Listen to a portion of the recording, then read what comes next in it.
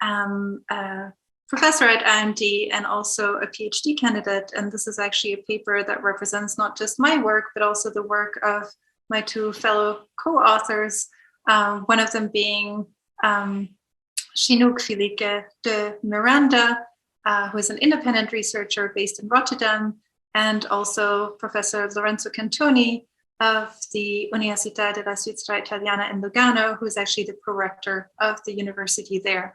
And today I'll talk about fashion curators and historians and their possible role as Instagram's untapped sustainability champions. So overall today I'll be talking about the research questions, the context, the methodology, the data collection, the different results and the analysis thereof, and the conclusion and some key references. So just when I start off on the research question, I should also, for full disclosure, as I mentioned before in the presentation, I'm a fashion curator myself. So obviously this is something that concerns me and has been related to my professional work as well.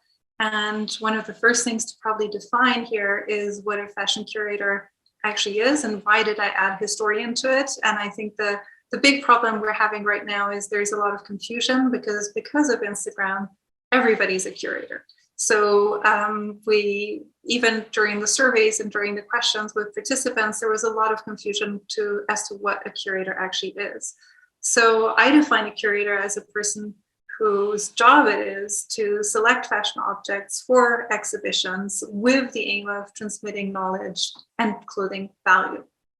And the questions that I really want to address through this paper today is whether the representation of clothing care by fashion curators on Instagram could or may impact individual perceptions of the longevity of clothing, and whether Instagram has the potential, or Instagram content has the potential to promote clothing-related sustainable practices through this communication of preservation and care. And if certain Instagram visual and textual strategies have higher impact in communicating clothing longevity. So the content is vast. The context is vast. On the one side, we have fashion theory that really explains that fashion value is a construct. It's a construct that is related to contextual, symbolic, and sentimental value giving. It can even be seen as random at some point by some people looking at deconstructionist theory, but essentially it is something really tied to the social, cultural, and temporal context. And fashion communication theory really points out that it's also a collaborative process. So the process of value construction is really something that happens between the creator and the wearer and the perceiver, and it's an interactive process. And we have really witnessed in the last couple of years, and I think we've all seen it today during the conference, there were so many mentions of social media. So fashion has really been mediatized. And the reason I chose Instagram specifically as a platform is because it is a communication platform with 1.5 billion daily users. And it contains extensive paid targeted promotional content for garment consumption. And it is also not just a communication platform, but also a shopping platform. And sustainability content really, for me, could be divided in two essential categories. One is to further consumption, so consumption of sustainably produced goods. On the other side, we have the promotion of non-consumption. So some examples that were mentioned today are related to research of Kate Fletcher and Matilda Tham, which is repairing, mending, sharing, recycling of clothing, so non-consumption content. But within all this non-consumption content that has been analyzed, fashion curators have been kind of forgotten. And really their job is the preservation of clothing and the production of clothing value and taking care of garments long-term. And what's particularly interesting amongst fashion curators that I've observed in the last couple of years as well is that there's an increasing use, there's mediatization happening there as well. There's mediatization of this profession happening. There's an increased use of Instagram. And what we're seeing on Instagram is backstage content, and we're seeing care. We're seeing caretaking. So we're not just seeing the garments in a perfect, slick exhibition, but we're seeing the care that goes into taking care of the garments in the exhibitions. So the overall context, of course, within today's conference especially, is this context of overconsumption, creating huge environmental impact. And one of the best remedies is clearly to consume less to preserve what we have. So my goal is to look at the idea of basically fashion curators as influencing sustainable practice. And one thing that happened while I was doing all this research that is also very interesting is that museums have completely redefined their mission. So museums are no longer about the display or the collecting of cultural heritage, but they have now redefined themselves as a pillar in the community. And that includes the promotion of sustainability as well. So another thing that happened while I was doing the research is obviously this event shows the relevance of this topic right now. A huge discussion started around Kim Kardashian wearing the Marilyn Monroe dress, and really brought the idea of preservation of garments to public attention. So it just shows how it really touches a nerve when we're talking about cultural heritage and conservation of fashion, and that it can reach a very wide audience. So in terms of methodology, I used qualitative research methods and a whole range of them. So an ethnography on the one side, participant observations. Obviously, I was engaging on Instagram myself as well. Grounded theory, which meant being very open to different kinds of content and different kinds of curators and different theories that could be developed through them, and iteration processes all along the way. I used the Q sorting methodology, which allows for ratings and groupings of preferences amongst smaller amounts of people on a high quality level. I used surveys, semi-structured interviews, and also focus groups. And my Q set, which is essentially the selection of the 48 Instagram posts that I used for this survey and for this research, basically started being selected in August 2019, when I started looking into which curators are particularly recognized within both their domain and Instagram. So it was a snowballing research of getting to know, basically lurking on Instagram and stalking all the different fashion curators of all the different fashion exhibitions the world over. And then analyzing these and picking out 6 accounts with particularly unique strategies. So that's relatively rare. So there's obviously a lot of people have similar strategies as well, because there's some kind of common denominator in each industry as well. But I was really looking for unique ways of using Instagram. And then I did a couple of more iterations of selective processes with my fellow researcher, Chinook Felipe, to choose 48 posts that really show fashion care or fashion value.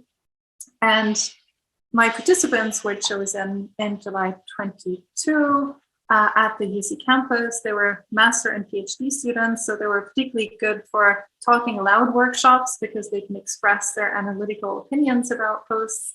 29.3 is the median age, half for international heritage, that is Serbia, Persia, Indian, Ukrainian, and German as well. Altogether, there were exactly half of international and half of Swiss backgrounds. They were all Instagram literate, and 8 were female and 4 were male.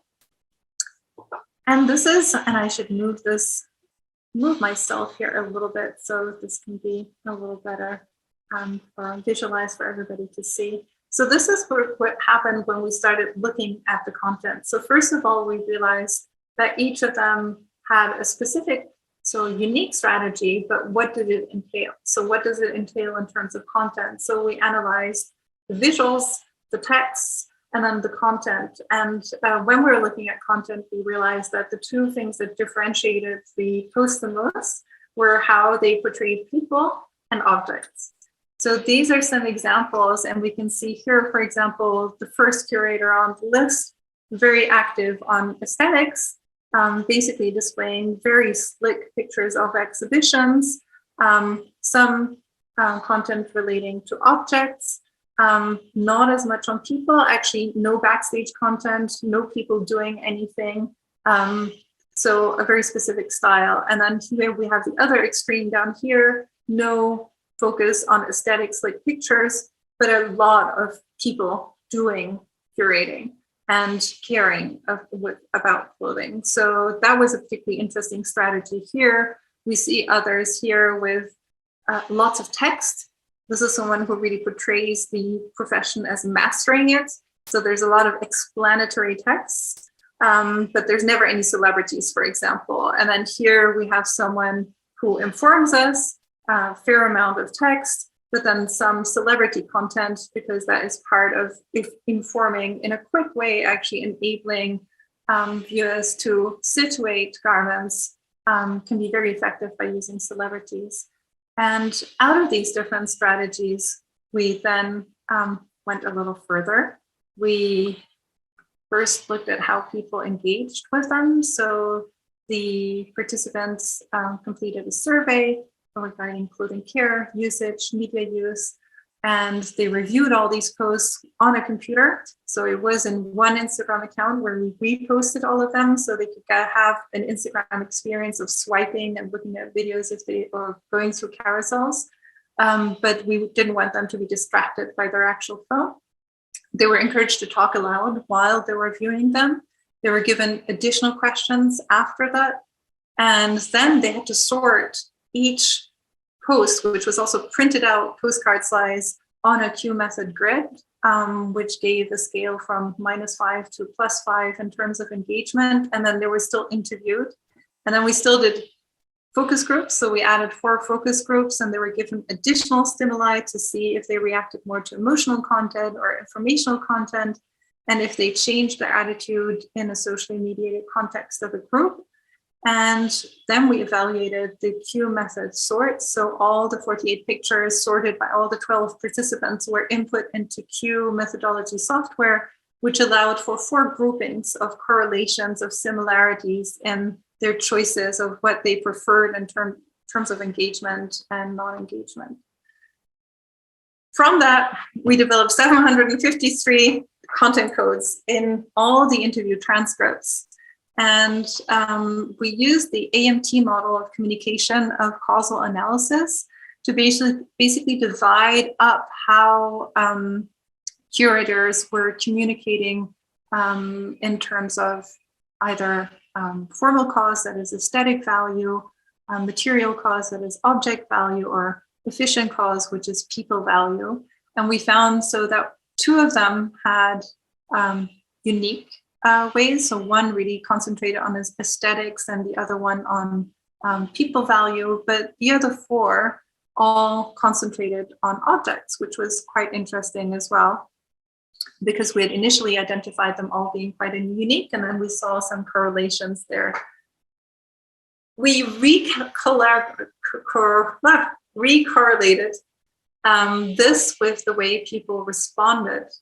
So we can see here the -5 was here, +5 is here. We see that the blue, the doing, concentrating on people, was very popular and well evaluated in the first group.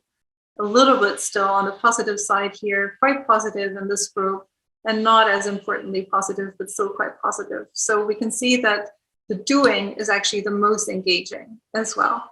And the most impactful, though, because we also looked at the questions, we can see here in this group, the displaying, so the aesthetic portrayal of the exhibitions is particularly strong in preferences of that group. And that group actually had the highest change in their intentions of clothing practices of their own. So they were the most convinced to change their own sustainability clothing practices, which is very interesting. And the least engaging were actually the curators who focused on objects. which seems very counterintuitive because that is what curators normally do. So that was a very interesting result that we had. Overall, the successful strategies were relatable content that linked somehow to something that people could understand in their personal life. And it could also include celebrities because that is something that people recognized. Aesthetic composition, so legibility and high contrast actually primed everything. Text in the 10-line range, so enough for context.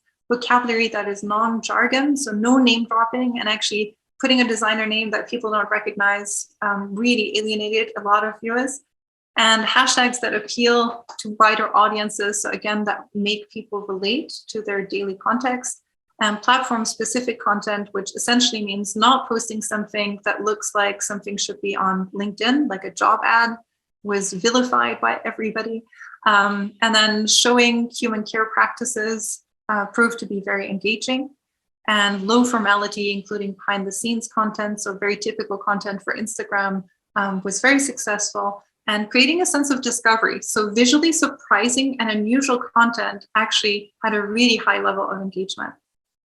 And another astounding result was, so before the review of the posts, we asked people to confirm what kind of sustainable clothing practices they engage in. And we could see that they basically engage in predominantly in consumption practices, so related to either buying or getting rid of clothes or buying vintage, for example, but actually very few really engaged in comparison with care. So actually preserving the clothing was really less of a topic for them. And after the review of only 48 posts, all participants said it impacted their sense of value of clothing. 75% reconsidered the long-term value of clothing.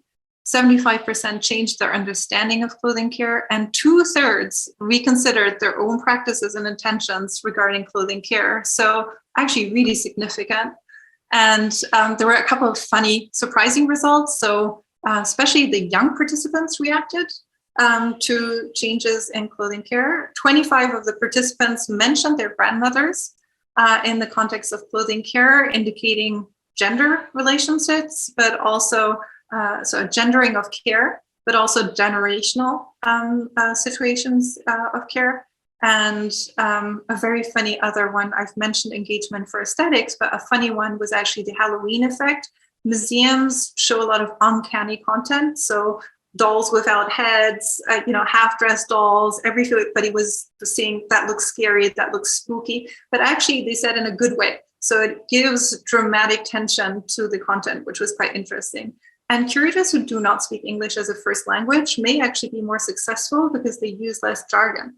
And international audiences really had an aversion against jargon. And the other thing that created a visceral negative reaction by everybody is the use of text. So anybody using an image, a screenshot of a text, or any kind of caption, capture of a newspaper article or an online article really always ended up in the dump, which is here in this section here. We see the most negatively rated posts, which are predominantly text, images of text. So we confirm through the study that Instagram posts by fashion curators might help to shape the meanings and practices of sustainable fashion. It can definitely convey not just consumption, but also longevity. So there's huge potential there. And we have a couple of effective strategies that we identified, including mainly the visuals, but also a couple of other textual and visual strategies. So we can actually say that if there was an increased social media literacy amongst fashion curators, it could have a very high potential impact on sustainable practices. And there are, of course, limitations. So the use of English for our study limits us immensely. The experience of the posts outside of viewing them on a phone, which is a different experience than viewing them on a computer. And also it wasn't interactive. So people couldn't actually also see the authority of the person because they couldn't see the live amount of likes. And that causal argument of authority actually changes people's perceptions. And also visual and textual reactions to visuals and textuals are obviously cultural as well. So how people read an image or read a text is going to be very much related to cultural context. And there is, of course, the question between intention and practice. So sustainability intentions are not always necessarily transformed into practice. So that would be me. I still have the references here. These are the key references. There's many more, but I would say that these are pretty much the most central ones. And I thank you very much